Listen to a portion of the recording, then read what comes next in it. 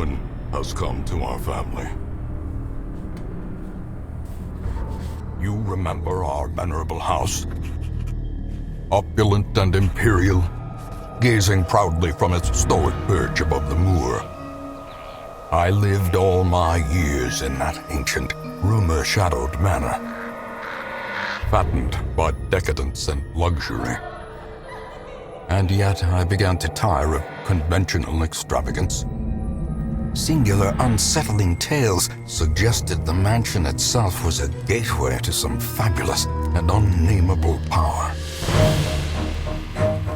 With relic and ritual, I bent every effort towards the excavation and recovery of those long-buried secrets, exhausting what remained of our family fortune on swarthy workmen and sturdy shovels. At last, in the salt-soaked crags beneath the lowest foundations, we unearthed that damnable portal of antediluvian evil.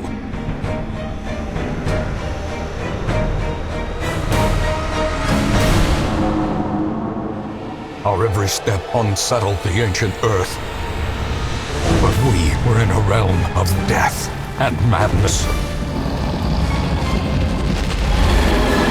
In the end, I alone fled laughing and wailing through those blackened arcades of antiquity, until consciousness failed me.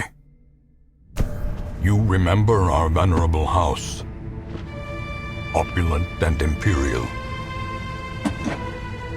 It is a festering abomination. I beg you, return home, claim your birthright, and deliver our family from the ravenous, clutching shadows of the darkest dungeon. Darkest Dungeon is about making the most of a bad situation. Darkest Dungeon is about making the most of a bad situation. Quests will fail or must be abandoned. Heroes will die, and when they die, they stay dead. Progress autosaves constantly, so actions are permanent. The game expects a lot out of you. How far will you push your adventures? How much are you willing to risk in your quest to restore the hamlet? What will you sacrifice? Thankfully, there are always fresh souls to send into the Darkest Dungeon. Hello, everyone, and welcome. Welcome to the first part in a series that I have had on my mind, where we take a look at some games that either I haven't tried out before, or games that I have kind of been playing on my own free time and would perhaps recommend because I got into it recently. Sometimes I just don't have the time to really focus on something that requires a decent amount of time, such as World of Warcraft, for example, especially if I have a busy work schedule. So sometimes I like to just kind of spend, whatever little bit of free time I have to do a little bit of something that is like offline, or something that I can save, or, something like that. Recently, I picked up something that, from what I know, 5 or 6 years ago when it first came out, was quite the early access sensation, especially on Twitch, because a lot of streamers loved being able to play this game and interact with other people, especially when you got to name some of the people that you get to use in this game after, say, viewers or such, or other people that you know personally, whether it be friends or family, and then you send them into the dungeons and watch them die horribly. So, now, I am not usually a fan of games that are extremely difficult for the sake of being difficult, have only an autosave feature, and don't allow you to manually save, because there's a number of problems that can go wrong with that. One of my favorite examples of this is Vampire. I had a horrible experience with Vampire with the autosave system, where I killed a very tough boss, and not too long, when I was on my way back to the area to kind of like regather myself, there was a side mission to the right involving a tough enemy, and the enemy killed me, and it reloaded me to before that boss fight. And I was not happy at all. I basically rage quit the game at that point because I was so angry about that. Now, That was also intended to be kind of difficult, but that's partly of my own choice because I was going for a non-lethal run where I didn't kill anybody, so therefore I was weaker. So they have since added an easier difficulty, but it takes away your ability to earn any of the trophies or achievements, so it's kind of like you're punishing yourself for playing on easier difficulty. So anyways. Yeah. So, but yet, I do love games like XCOM. Now, for the record, I do play XCOM with saves. Like, I don't, do Iron Man. I save scum like crazy. Not just because of the whole, I like to prevent people from dying, but we know how buggy and vulnerable to crashes that game has been since it came out. That's another big reason why. Now, this game is kind of an interesting combination of both. In fact, it's extremely similar to XCOM 2. I've actually become quite a fan of this game recently, when at first I thought I was not going to be a fan of it, because I thought the whole way it was designed, and, with it being very difficult and having only autosave and such, I thought I wasn't going to enjoy it, but I've actually been enjoying it a lot. Where I would definitely recommend it. And I think it's extremely well designed. It's also been 5 or 6 years since it came out, so it's not only has it been patched in case there were any technical issues, which it really hasn't, because it's a 2D game. It has a very unique art style and aesthetic, which works really well. It has great atmosphere. The narrator for this game is wonderful. Oh, he is so good. He really adds to the game, so never mute the narrator in this. That is an option. Don't ever do that. It also has a nice way of being able to integrate, because it has had a number of DLC come out, where you can be able to change what DLC you use and don't use on the fly. It's also had a number of mods added, including some mods where you can be able to add classes and such. One of which, some of which I thought were pretty funny because they're very much likeness to other certain characters and such. Like, you can add a Witcher similar type of class, and of course it looks like Geralt. So I thought that was rather amusing. Haven't done that yet because I'm still doing my first run. This is a game that I can tell is not meant to be done very fast. It's possible, but you are setting yourself up for a lot of pain and such if you do. This is a very brutal, difficult game. It's also what do I want to say here? It's extremely brutal. It's also extremely RNG based. There's a lot of RNG in this, like XCOM. If you're one of those who gets extremely frustrated by a lot of dice rolling, probably shouldn't play this. But if you enjoy XCOM 2, I think you'll enjoy this. Even someone like me who likes to save in XCOM 2 and play on easier difficulties, they do have an easier difficulty, but it's still pretty difficult. It's not a cakewalk on easier difficulty that it does have. So, you can see here, just to give an example, there's a number of DLC here that has been added, and you can change what you want to use and not want to use on the fly. A number of these are free, like the classes here, Musketeer and such. They're free as far as I could tell. There are a couple of other ones, like extra districts for buildings. I'll explain that when we get to the estate. I don't have this because it's apparently really tough and not meant for your first run, so I left it off. But there was another option here where if you have mods, you can be able to mess with that as well. It's pretty nicely designed. I like that this is like, you click the letter to begin because you got the letter in the, the cutscene that you just saw there from your ancestor asking you to come to the estate. So if you start this off here, it'll take you to the beginning, and you'll go through kind of a tutorial portion. And I'll show you how that works after we kind of like show you my current progress on this. Just to kind of give you an idea of what you can expect when it comes to the meat of the game.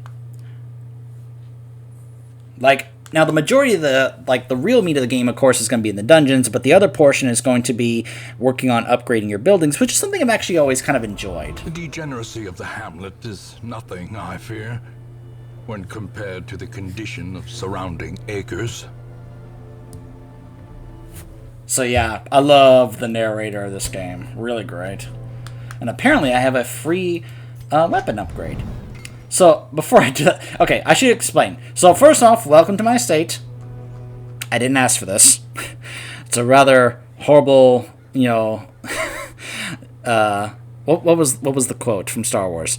A wretched hive of scum and villainy. Yeah. Featuring my heroes here who have foolishly decided to make their way here to come over and help me out. Reclaim my estate for all of its fortunes and such, though this is much more personal for me and my family compared to them. But hey, they get some riches out of it, so sort of, even though they are risking their lives in horrible, horrible things. Because, well, yeah, you can probably guess there's a number of very. Hold on, let me talk about the buildings first, and I'll also talk about the heroes as well, real quick. So first off, this is how you get your heroes. It's the stagecoach, and they will show up here from time to time. They don't cost anything, which is wonderful. If I had to use a currency to acquire heroes to fill my roster, I would not really be all that happy about that, considering that you can have your people die a lot. And if you think, oh, you're on the easiest difficulty, you probably don't have anyone died. Yeah, no, I have quite a few people dead already. Yeah. Including one of the first guys that got Reynolds. He died pretty quickly. It was kind of a mistake. Yeah. Oops. Bad on my part.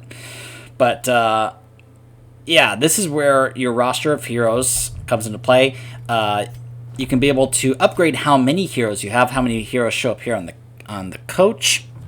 And you can see I actually have the full amount of upgrades to increase the roster, because I want to make sure that I had a full amount of options. I've always liked this with XCOM, where it comes to the whole, hey, I'm going to try and have as many available options and soldiers as I can, so that I can be able to have more options for what kind of compositions I want to be able to have in the dungeon.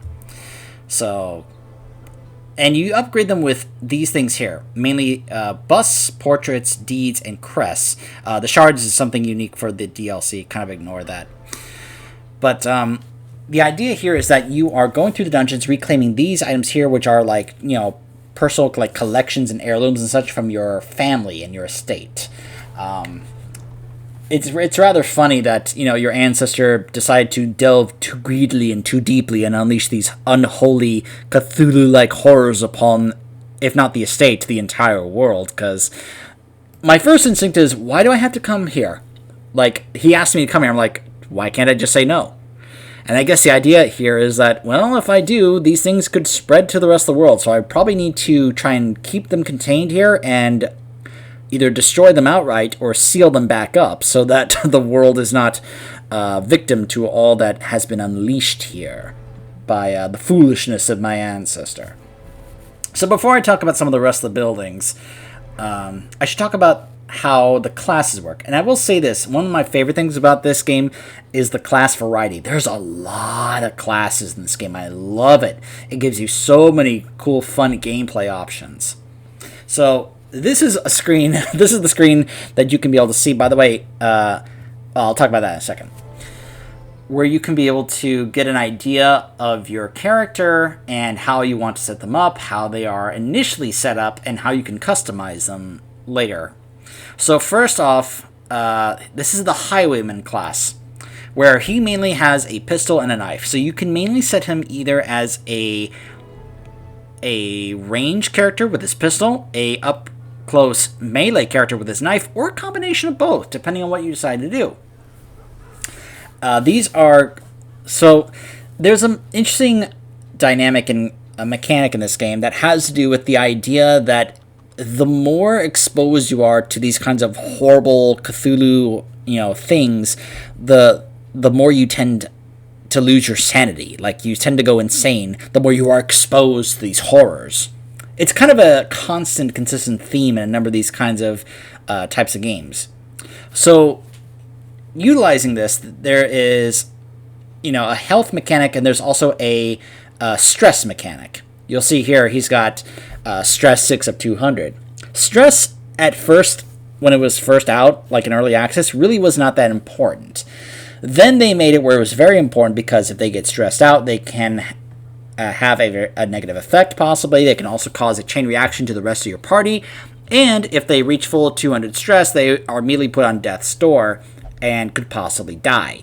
Death's door is an interesting mechanic because there are some ways to counter it. So health works differently in this game. If it's not like if you reach 0 health, you immediately die like in other games. If you reach 0 health, you get put on something called Death's Door, which allows you to have an opportunity to save your character from dying. But they also could still die. They also could have resistance to it. For example, he had, which is right here, a resistance to Death's Blow, which is if you're on Death's Door, Death's Blow basically finishes you off. You can have resistance to that, 67% resistance to Death Blow. So even if he's put at Death's Door, he has a good chance of resisting it and staying alive, allowing me an opportunity to cast a heal on him and prevent him from dying. So, but there's a lot of risk and reward in this. It adds a whole lot of tension to it, where if you pull off, something awesome or the RNG goes your way, you just kind of throw your hands in the air like, yes! But you can also have the RNG go your way horribly and have a chain reaction where basically everyone can die. It can go either way. It can be extremely frustrating, but it can also be very tense and fun and exciting. And because of that stress mechanic, there's also a number of things here, such as quirks, which can be positive and negative. So, for example, the ones on this side are positive ones, like he has an extra scouting chance in an area called the Cove. That's one of the dungeon areas. He has extra dodge, extra speed in the first round, which will allow him to attack faster. It's a turn-based RPG, so you're going to have a bunch of that going on. And he can be able to have less stress when he's in the warrens. However, he also can have some negative ones here, like in town, he'll only drink to relieve stress. He won't do anything else. He has reduced speed and dodge. He will not take part in prayer activity in town after certain traumatic events. He will lose accuracy if he's bleeding. And he got this new one here recently where he gets less stun resist and replace another one. So you can have a number of other different ones here as well. Like here on this Plague Doctor I have, he has one where he will gain stress if his attack misses. So if he goes on a string of misses, he's just going to build up his stress. But he also has some other nice stuff here, such as extra damage against a certain type of enemy and less stress gained against that. So there's all these different kinds of quirks that just changes up how you go about things with certain characters, and it really makes these kind of like nameless ones, which, by the way, you can rename your characters if you want. I haven't really been doing that, but that's just not necessarily I'm usually akin to do all that much, unless the situation kind of calls for it. But you can absolutely rename all these heroes if you want. You can also outright dismiss them. This shows the level that they're at. 6, I think, might be the highest level that you can get them to. You can also change their appearance slightly, at least the color of their appearance, but that's basically when it comes to customization. You can't really change their gear, like their weapon and their armor. This basically stays the same. You can upgrade it, but there's no like switching it out for something else. You can switch out trinkets, though, which adds different things like extra disease resistance, for example. But that's basically it. Gear is not really a strong suit of this game. You can be able to upgrade it, but you can't really do that much with it. So it's not really that much of a strong suit.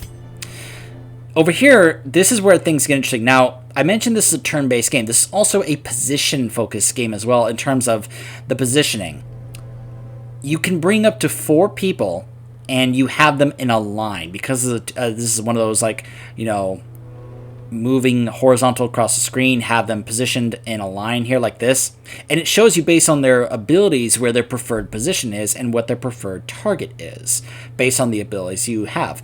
Now, I could switch these out if I want. I could take this out and I could give him this, and that changes the preferred targets and the position.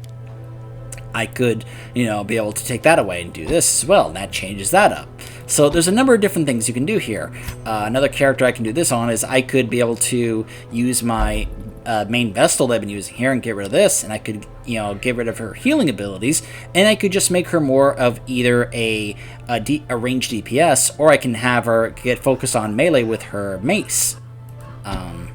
But that changes her position, because usually she'll prefer to stay in the back, but if I add Mace Bash, all of a sudden she can be able to be a little bit more closer. And you can be forced to change position in the line by enemies against your will. Now, you can be able to switch them back afterwards, but there are ways, of course, to counter that. Like, for example, here on my Grave Robber, she has an ability called Lunge, where she can actually move herself forward 2 positions here. So if she's back here and she lunges, she can get up to this position here. So it's a very interesting way to go about it. I have her set up more as a dagger thrower, but I don't have to. I could have her just be up front and melee with her dagger and pick to the face if I wanted to. So there's a number of different combinations and variety that you can do with these, and I love that, how they handle that with these things. There's also camping skills. Camping is something that's meant for really long dungeons that will allow you to have an opportunity to get them health and relieve some stress. Of course, if you have enough food, and I'll kind of give you an idea of how that works as well. And then here are the resistances. There's a number of different things that you can be able to apply and resist. There are stuns, there's blight, which is a poison, disease, which is something that can have a very negative effect. I'm very, akin to immediately sending them to, a building over here like the Sanitarium, where you can be able to treat those. So you go here, you can be able to send them here into the medical ward and have them get rid of the diseases. But if I want to get rid of some of those, not only as well as some of the quirks and such, you can see here, if I wanted to get rid of, say, this right here, it does cost quite a bit of money, so that's the issue. You use these resources down here to upgrade your buildings. Use your money to be able to treat these things here as well as relieve their stress, but you also have to use that for the supplies that you want to take with you into the dungeon, so you have to be kind of careful on how you use your money. Now, you can be able to gain that back a lot depending on how tough of a dungeon you do. You can see here I have this guy here in the bar to drink his cares away. So let me go over some of the buildings here. So there's the Blacksmith here, where if I take this guy here, he can be able to upgrade his pistol and his overcoat.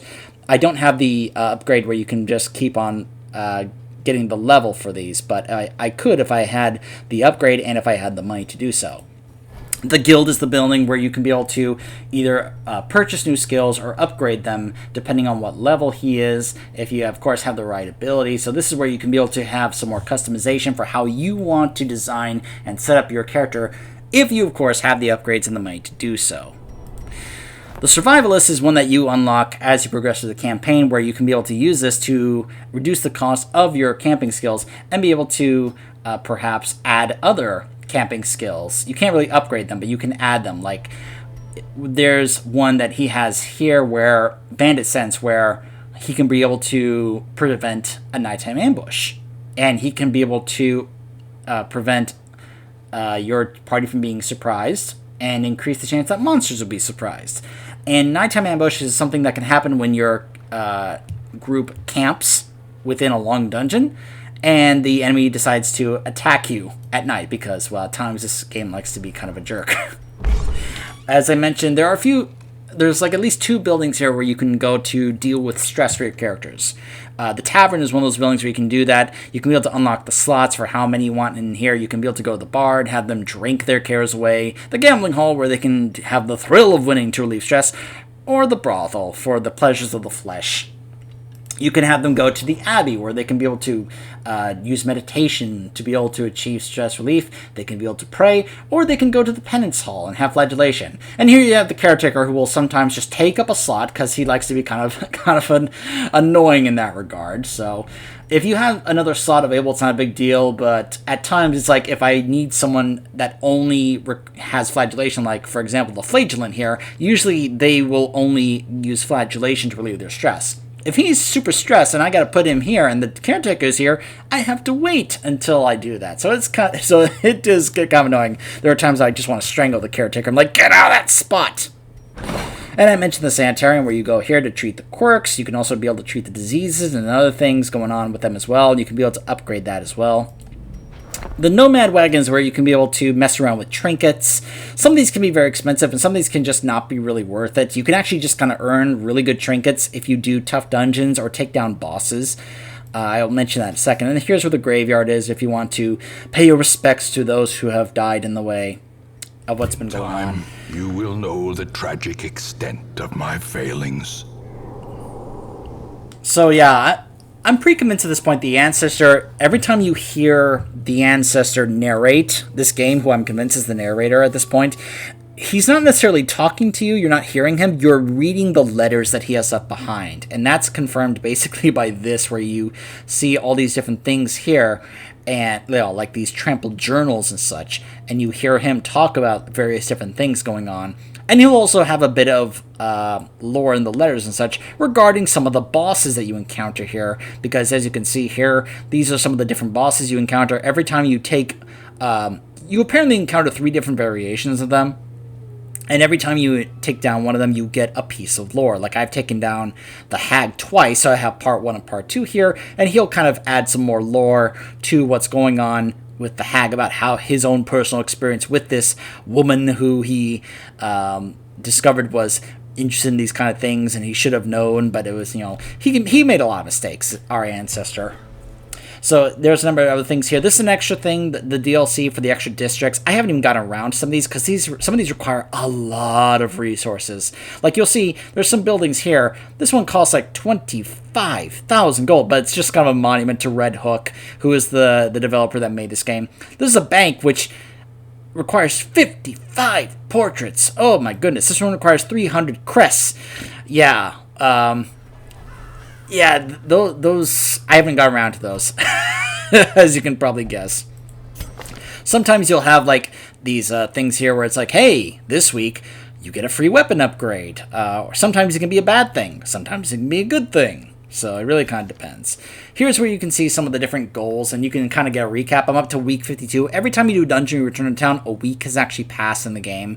You can look all the way back to week 1 of what it was like when you first start off, and, where it kind of like starts to unlock more stuff, and it shows you like, what's been going on with the heroes that you left in town. Like, this guy got cured of scurvy, this guy got cured of rabies, that kind of stuff.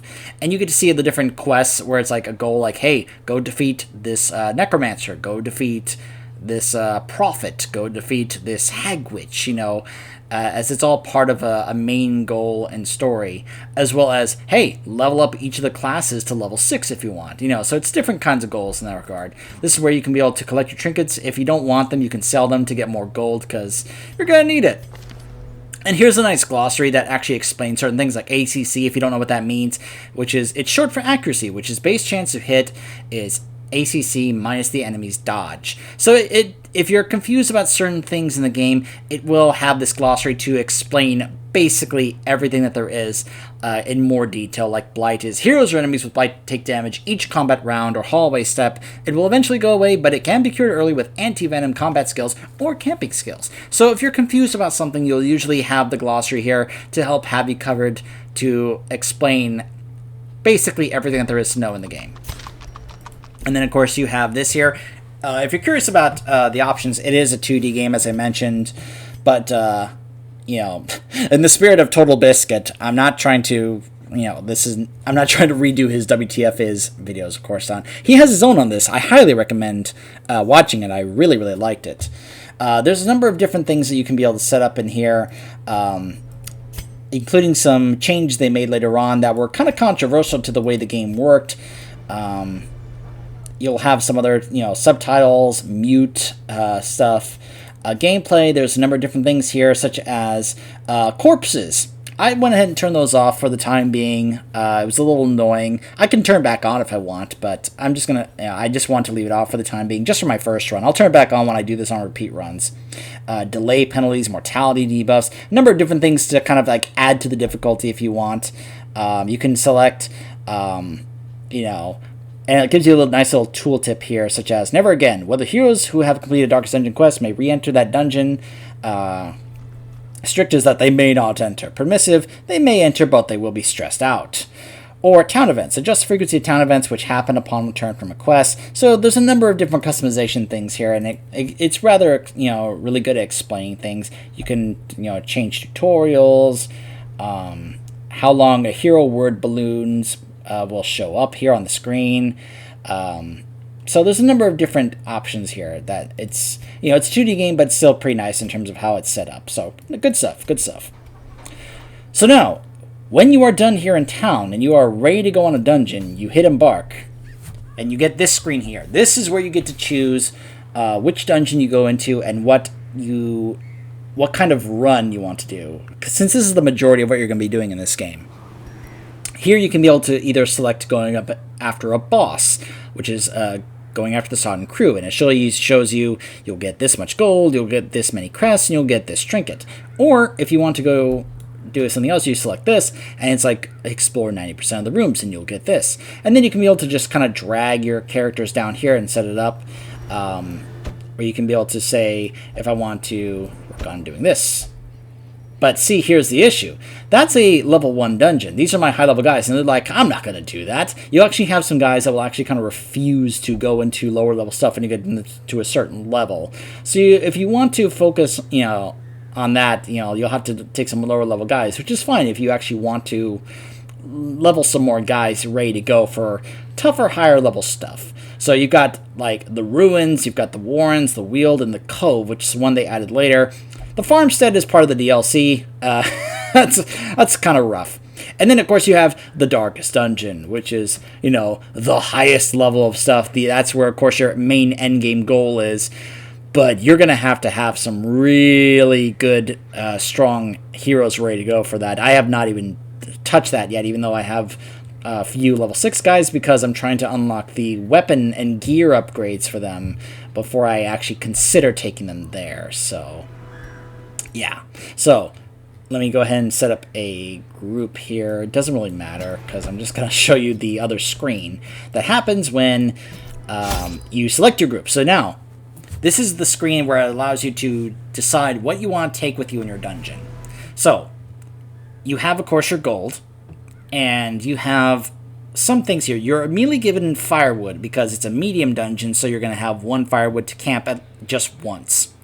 Then you can be able to spend your gold on things such as food, which is extremely important to have, not just for when you camp and restoring health, but there are going to be times where something will pop up and saying, hey, your group is hungry. Feed them. If you don't feed them, they lose health and they gain stress. So you usually want to have quite a bit of food ready to go. Torches is a little different because the torch in a dungeon works differently. I'll show that when I actually show the beginning of the game to kind of show you what it's like to actually do a dungeon part. Shovels can be able to clear obstacles. If you don't have this and you clear something, it can actually hurt your guys and ruin your torch level. Anti-venom can be taken to deal with poison, bandages for bleeding, medicinal herbs for debuffs, keys if you want to unlock an extra compartment in a chest. So those are really the main kind of things you want to consider taking. Some of these you may not encounter, so you have to kind of consider how much of your money you want to spend on how many things you want to take with you, because you may not end up needing some of these things. You may end up having a surplus of stuff, and they may feel like you actually wasted some of your gold on that. So there is definitely quite a bit of risk involved in that regard.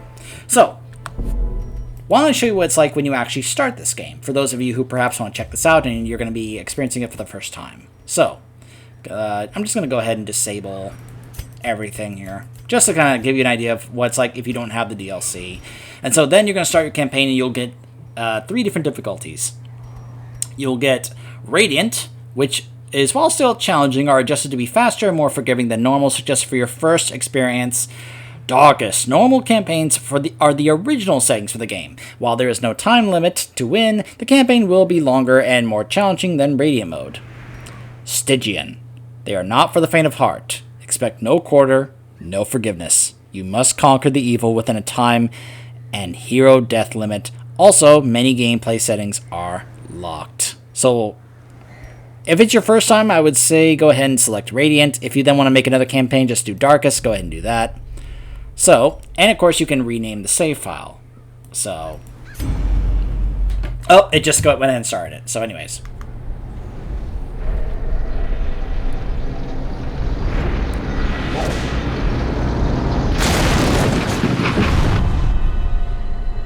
You will arrive along the old road. It winds with a troubling, serpent-like suggestion through the corrupted countryside, leading only, I fear, to ever more tenebrous places. There is a sickness in the ancient pitted cobbles of the old road, and on its writhing path you will face viciousness, violence, and perhaps other damnably transcendent terrors.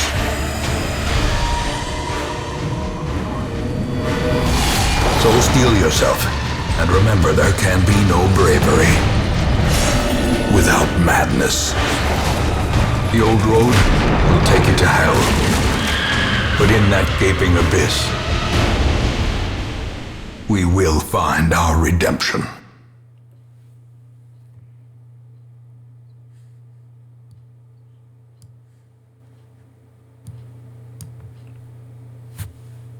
With the stagecoach destroyed and the caretaker gone, you will have to make the journey to the hamlet on foot.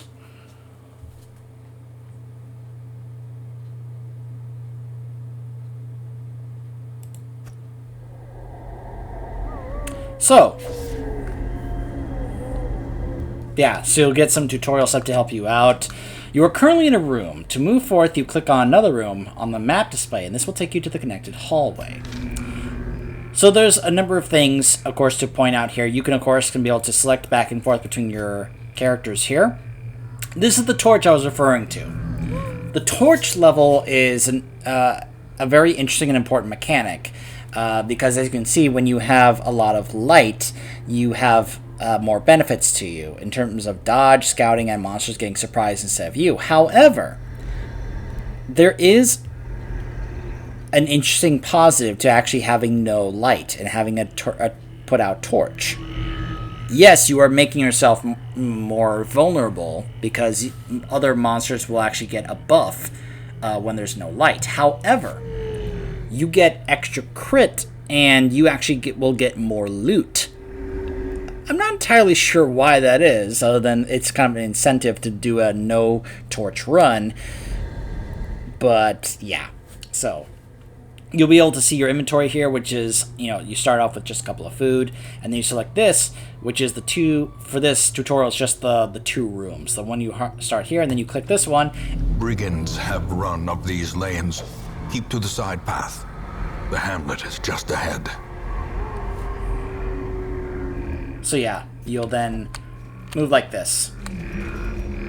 Yeah, this is what I was talking about in terms of the lines. So this is line 1, line 2, and then 2 others back here. Dispatch this thug in brutal fashion, that all may hear of your arrival. So yeah, combat is turn-based. On your hero's turn, an icon will, click on a skill icon and then click on a highlighted target. So I start off with my Highwayman because he's got high speed. So in this position, I can either do Grape Shot Blast, which can put a debuff, or Open Vein, which can put a bleed on him. But he can resist it.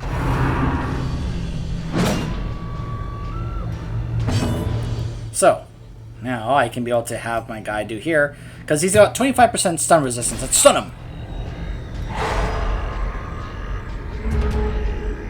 Alright, so now let's do Grape Shot. As the fiend falls, a faint hope blossoms. So yeah, every time, and then you can be able to pick up some loot. Now, as you progress, you'll notice my light level has gone down. And you'll be able to find things to interact with, which are called Curios, like this tent right here. So there is a risk here. I can have him, check this out, I could move something here to, perhaps add my chances of getting loot here, or there could be a trap in here.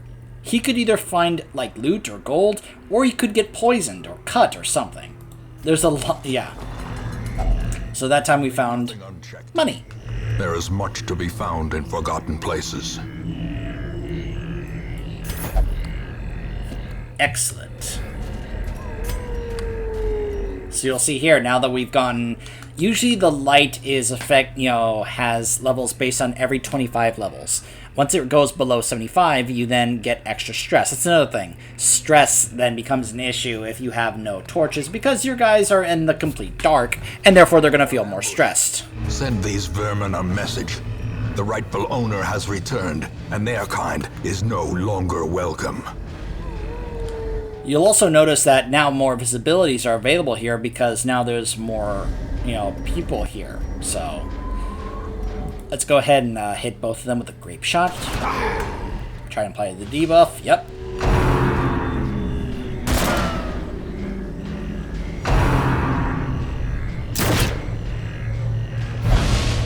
Oh. And then knocked him back.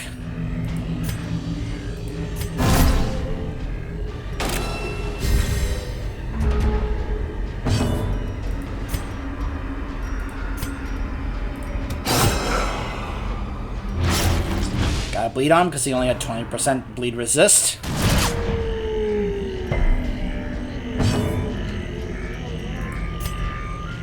He's got 50% stun resist, so I'm not gonna bother with that.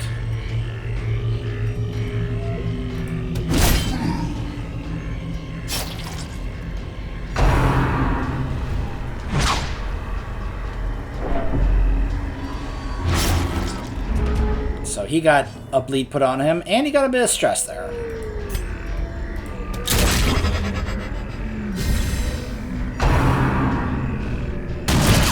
Gave my guy a buff, so I wouldn't have to deal with him all that much longer.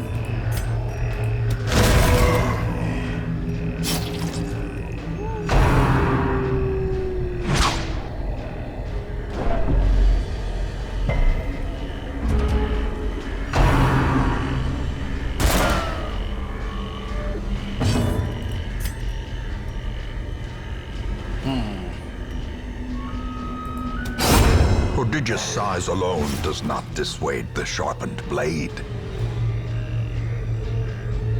So yeah, this is the corpses mechanic. Now, this was not in the game originally, but then they added it later on. It was kind of controversial that, when they did. A number of people kind of were like, what? Why would you do this? Because people were used to playing the game a certain way, and when it went live, people added this to kind of counter certain cheese strats that people would do. So, now, again, you can toggle it on or off if you want, but it does add some interesting gameplay issues when it's on. When most monsters die, they leave corpses. Corpses will act as temporary obstacles and will eventually go away on their own. You can attack corpses to destroy them faster, but often a better approach is to use range skills, push-pull skills, and even corpse clearing special skills, which some classes do have, that some heroes possess. Monsters killed with bleed, blight, or crits will leave no corpses at all.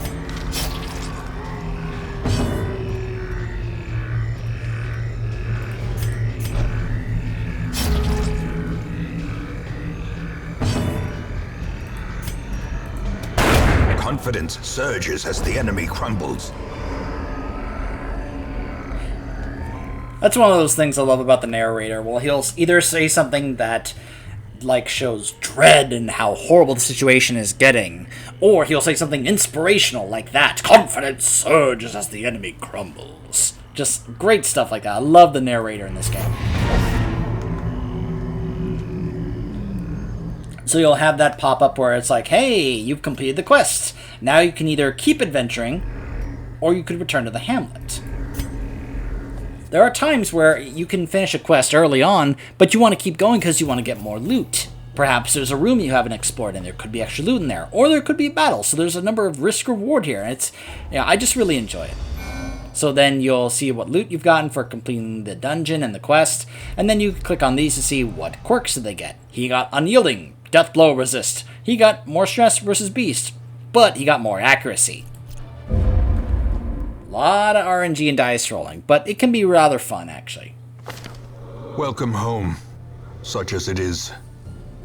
This squalid hamlet, these corrupted lands, they are yours now, and you are bound to them.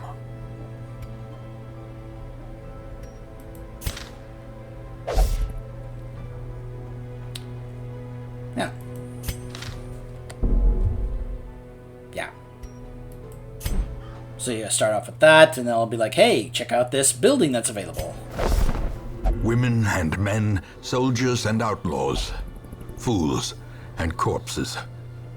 All will find their way to us now that the road is clear. A sister of battle, pious and unrelenting.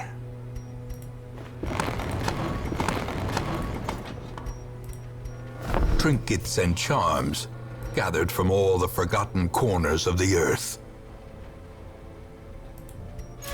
Most will end up here, covered in the poisoned earth, awaiting merciful oblivion.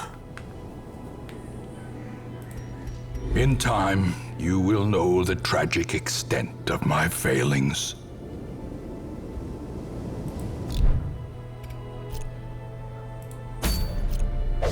A mecca of madness and morbidity.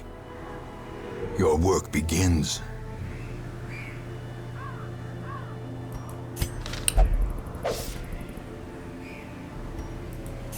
So yeah, I hope that gives you an idea as to what you might be expecting when you first go in to a dungeon, and when you decide to actually start this up. I like this, the usual suspects. So I'll start you off with that. The cost of preparedness, measured now in gold, later in blood.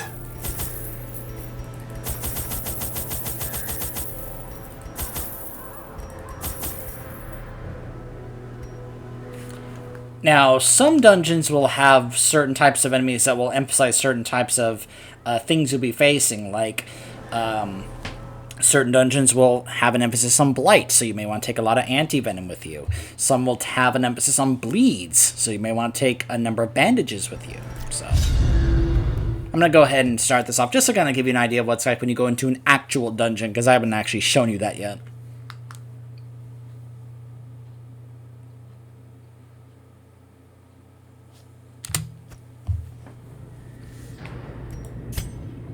So yeah, this is a interesting layout.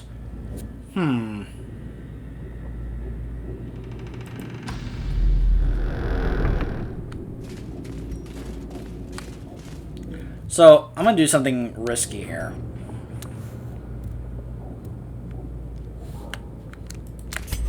Secrets and wonders can be found in the most tenebrous corners of this place. So you can see black as pitch.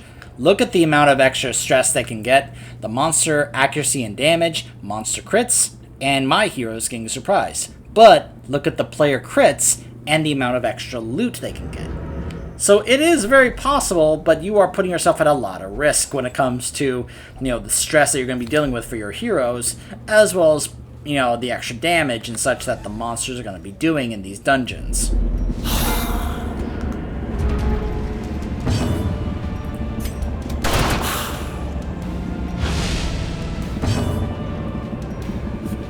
Ooh. Huh. Interesting. I haven't actually used this ability before.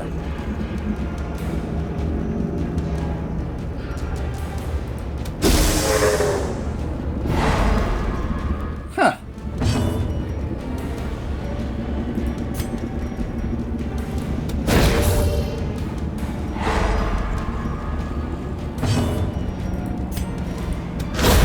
As the fiend falls, a faint hope blossoms.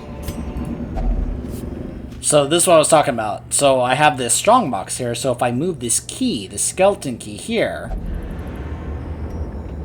Really? That's not the type of strongbox that works for a skeleton key? Well, I lost that item. Glittering gold, trinkets and baubles, paid for in blood. So what just happened there is another mechanic called scouting. There are times you'll have a chance where you can be able to actually have your heroes show you, this is what's coming up. You have an obstacle in the way, and you have a battle coming up as you go to the next room. They can even show you what the next room is. This is a great way to be able to see whether or not, if you're going after a boss. Indeed stalk these shadows, but yonder, a glint of gold. So I guess that's the explanation as to why you can get more loot, is that in the dark you can see gold and treasures glitter more so. So this is an obstacle, that's what you bring the shovel for. Otherwise they lose health and gain stress, and you lose light for your torches. Wow. I have 0 light and they actually got surprised. That's some RNG working in my favor.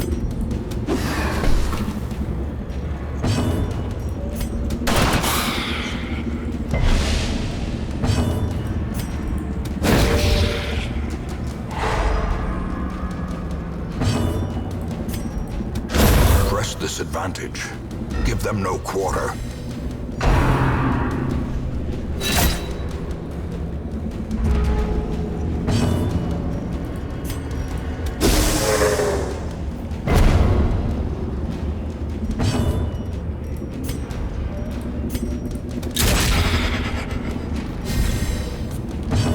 I like focusing on the Acolyte because they do some nasty things.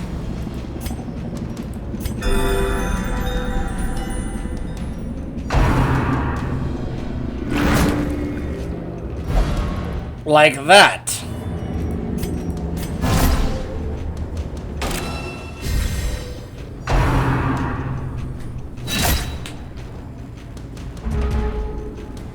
I do like that there are some abilities. You'll notice that when I use that tanky shield ability there on him, it actually added light to the torch. The same thing with the ability that the Vestal. Sometimes I forget what our class is called. What the Vestal can do, which is this right here, where it adds +6 to the torch. So there are ways you can actually kind of deal with not having, that. But at the same time, if you are going for a legit no light run, you probably don't want to take abilities that do that, even if they are strong abilities. Confidence surges as the enemy crumbles.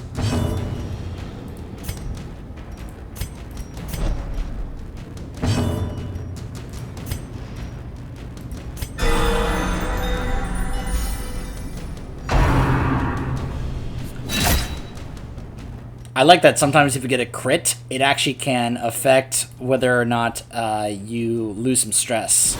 Their formation is broken. Maintain the offensive.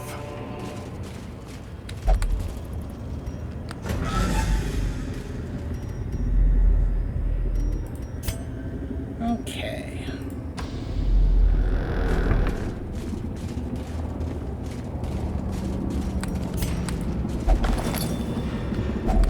A handsome reward. Oh, I got that key back. For a task well performed.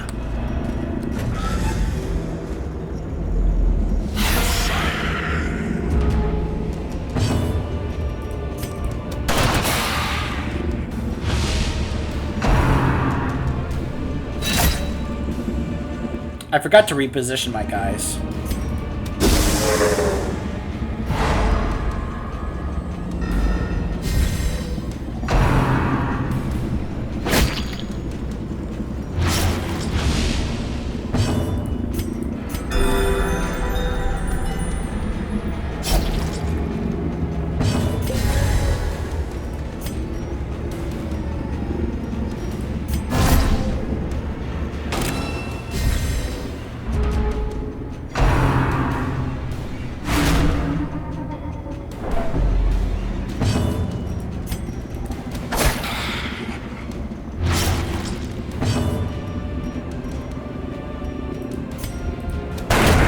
Continue the onslaught. Destroy them all.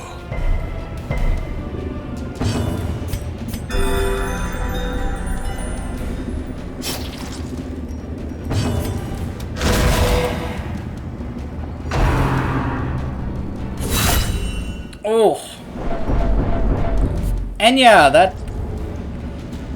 that can make the rest of your group stress out.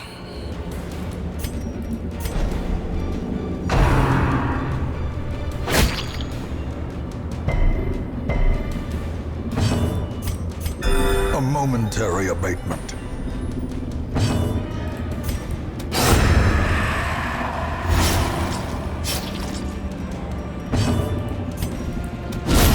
Executed with impunity. These nightmarish creatures can be felled. They can be beaten. There we go. And this speed, not that much of an issue. Alright, let's try the skeleton key again. There we go. If only treasure could stop. So you see, that got me a torch and a shovel. Worldly corruption.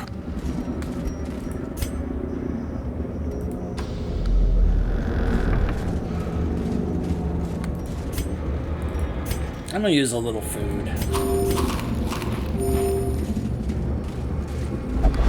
And now, Okay, there was a trap there and I didn't see it. Ouch! black as death. That hurt and caused quite a bit of stress.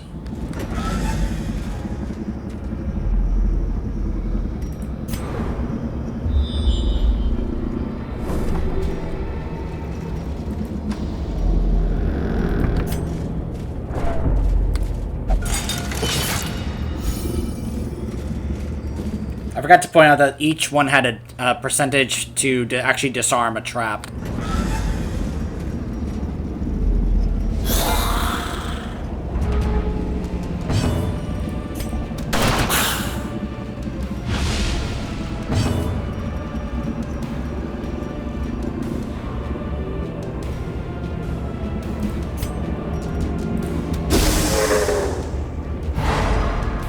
That's a great way to get a range to the front.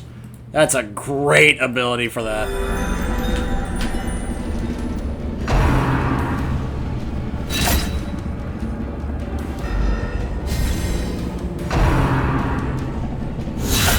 Oh! Crit for 15. So yeah, Death's Door. When a hero is reduced to 0 HP, they're at Death's Door. While in this state, they suffer stat penalties, plus any further damage has a chance to kill them. Heal them to get them off Death's Door. What's great is that there are things, abilities, and trinkets that actually can either counter this or make it where if they are at Death's Door, they get stronger. It's kind of crazy, you know? Like, the Flagellant has some stuff where if he's at Death's Door, he will get stronger. It's pretty nuts.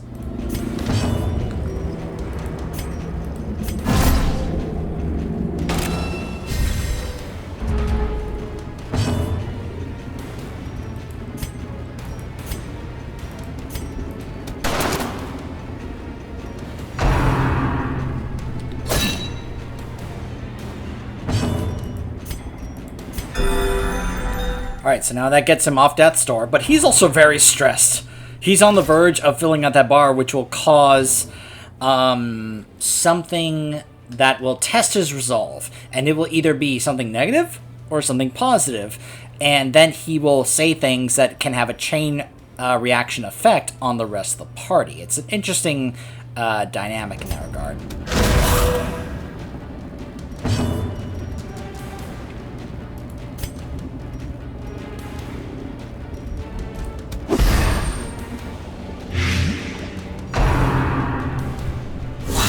Dazed, reeling.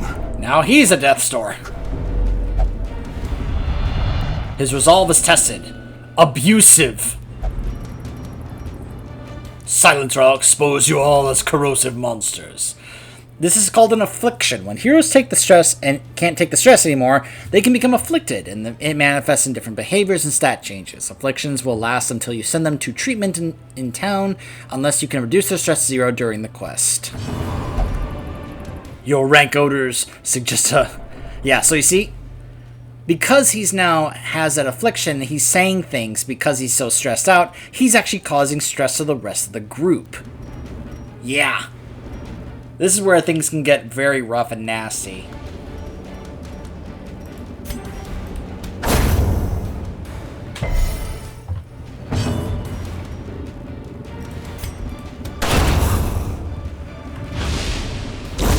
A death by inches.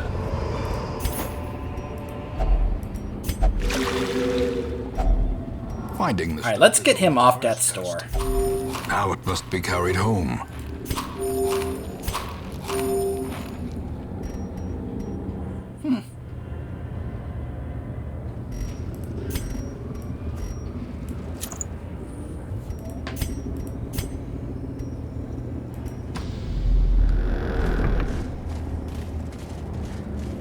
So when you're going through a hallway that you've been through before, your light decreases less for some reason.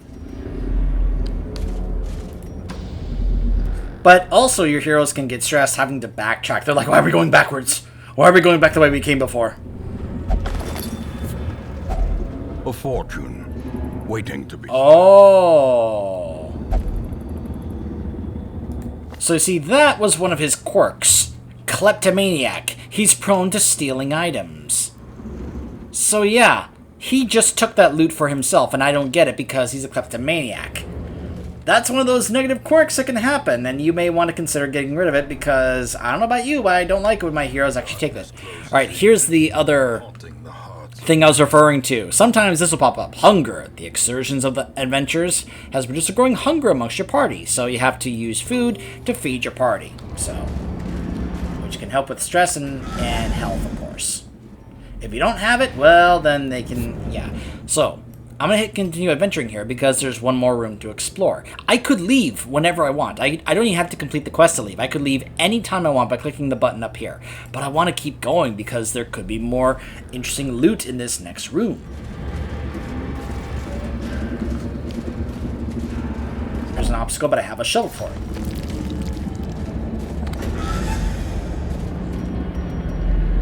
And there's a battle in here.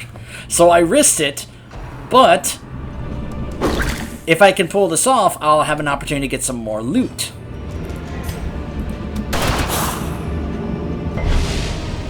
It's a super risky thing, but it could be worth it.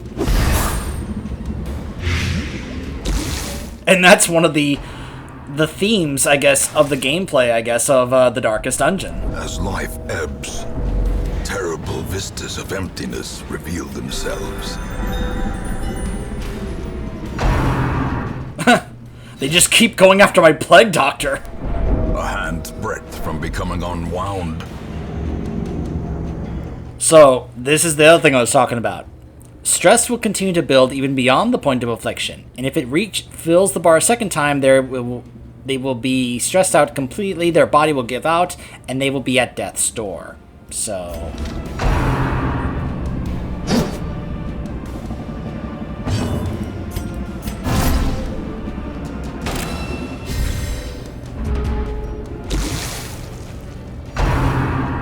Uh-oh. Death's door. Does he live or does he die? He's still alive. Injury and despondency. But he's now going to cause stress to the rest of my group. Heroism or cowardice. Let's get some light. Let's go ahead and do this at full light. Radiance, may we find victory. He missed everything.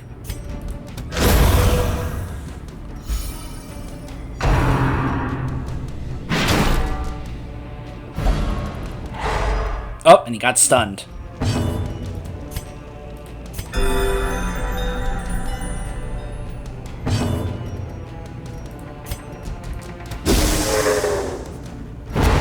Stunned him and got rid of that corpse. The slow death. And he died from the blight. Very nice. Unforgiving.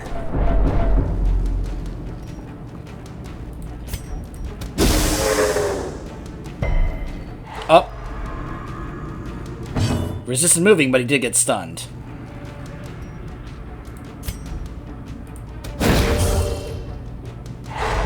They're both stunned. Perfect. Now, they get a buff to resist stun for at least one round, but it does give me an opportunity to finish them off.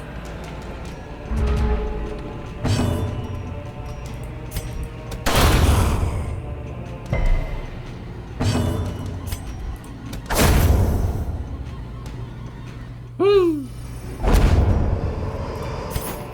Seize this momentum. Push on to the task's end.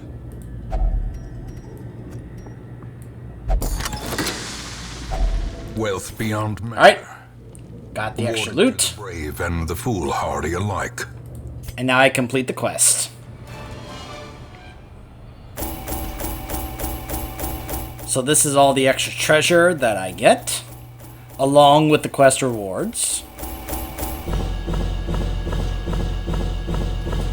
And all the collected heirlooms.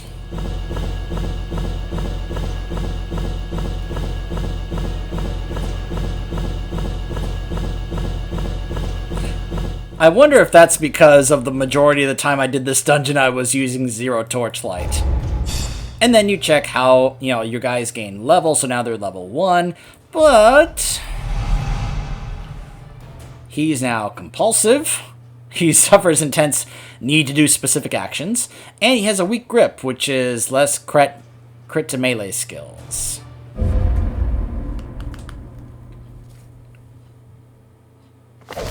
The tents are pitched, banners fly, and the corpse wagons stand at the ready.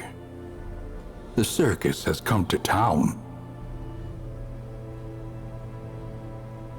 I thought I had turned that off. Oh well. So, severe negative quirks. Over time, some negative quirks will lock into place and become severe. Severe negative quirks cost much more to remove in the Sanitarium. And then you'll have these things like, hey, the circus ring is here. So you can travel to the circus if you want. And you can complete your first foray into the ruins as a quest. So now some other buildings have been unlocked. This is where now the tavern and the abbey become available. Cards and curtained rooms promise solace to the weary and broken alike.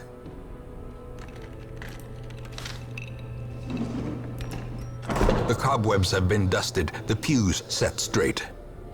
The abbey calls to the faithful.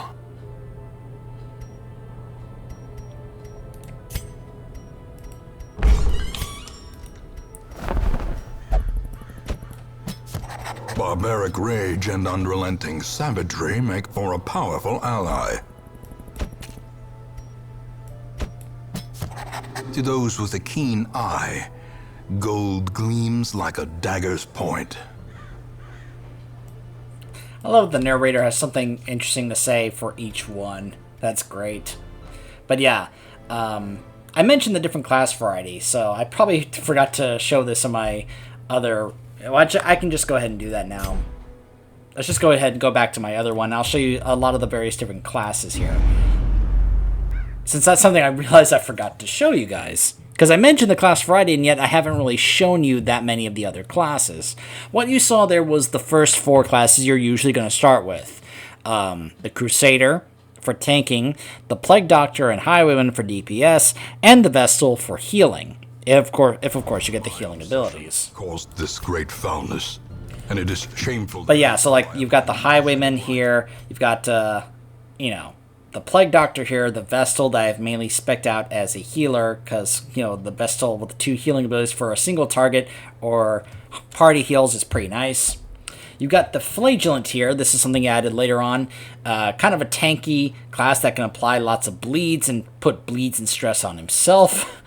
You've got the Man-at-Arms here, which I love that he's like this grizzled man with the mace and a shield, and he has some pretty, he can be a buffer, he can be able to tank abilities and be able to do a riposte where if he gets attacked, he immediately attacks back.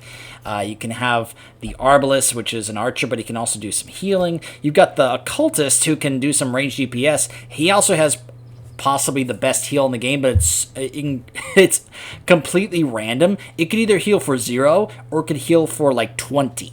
So, but it's always random. It's incredibly stressful and frustrating. You've got the Antiquarian, who can do some different buffs, being able to apply a high amount of dodge to the entire party, being able to do some different vapors and cause different things. You've got the Hellion, although it should be just called the Barbarian, but then again, they'd be drawing parallels to the Barbarian from Diablo, that can be able to, use her giant axe to be able to apply some bleeds, to do heavy damage, and be able to have a cure. You could be able to have a Houndmaster with a dog. He's got a dog. It's great. And he could be able to use the dog to be able to, attack a single target or apply a whole bleed to the team, or be able to, cause a dodge to somebody, or be able to do a stun with a blackjack. You've got I mentioned the grave robber here. You have a leper who can be kind of a tank in terms of being able to be up the front and do heavy damage, but also going to be able to do some self heals and be able to do some tanking as well. And Purge that can be able to clear some corpses. Let's see, what other ones here? You've got the Abomination. This is a very interesting class because you got this guy here, but he can actually turn into kind of a horrible-looking monster, which every time he does, he causes stress to the party, though there are ways to counter this. I have a trinket on him, which reduces the amount of stress that he inflicts on the party when he transforms, and the amount of stress he puts on himself. And he's got his own set of abilities when he's in this human form here, but when he transforms, he gets a whole nother different set of abilities. It's pretty interesting in that regard. You've got the Shield Breaker here, which can do a number of different things, moving around, being able to, go forward, go back, being able to, it's kind of a strange hybrid class. You've got a Bounty Hunter here, which is also kind of an interesting one where he can be able to, come hither, where he can be able to pull a target to spaces. He can be able to, do a flashbang. I love that he's got somebody's like, come hither or finish him, or throw some caltrops. Kind of interesting in that regard. And you've got the Jester. This is a very strange class that has does a lot of manipulation here, being able to move back and forth across the line, but he can also do some buffs like Inspiring Tune or, a solo, solo 1, I guess. Yeah, it's very interesting. A lot of class variety. I absolutely love it. You've also got, there's another one I missed. Where is it? No, not the Grave Robber. Where is it? Where's the Marksman? Ah, here we are. Or not the Marksman, the Musketeer, who's also a ranged, being able to use the rifle to be able to do some debuffs, being able to just kind of fire at single targets and snipe them. A number of different things here. So, that's basically it when it comes to the Darkest Dungeon. And then you've got some bosses, which can be pretty rough. There's plenty of videos out there to kind of give you an idea of what strategies they do, what to recommend, what composition, to give you an idea of how to plan ahead for them. And they can be rough. Yeah, they can be rough. But that is the Darkest Dungeon. Highly recommend picking it up. It's on Steam. Put it on your wish list so you can be able to catch whenever it goes on sale. It's not that expensive. It's like maybe $20, $25 at this point on Steam. And then you can pick up the other DLC to add to it or just some mods. Really fun game. If you enjoy, the Iron Man RNG rolling the dice, lots, people of risk of dying in tough battles where you gotta be able to really kind of strategize and such. It's stressful and it can be frustrating, but can also be a lot of fun.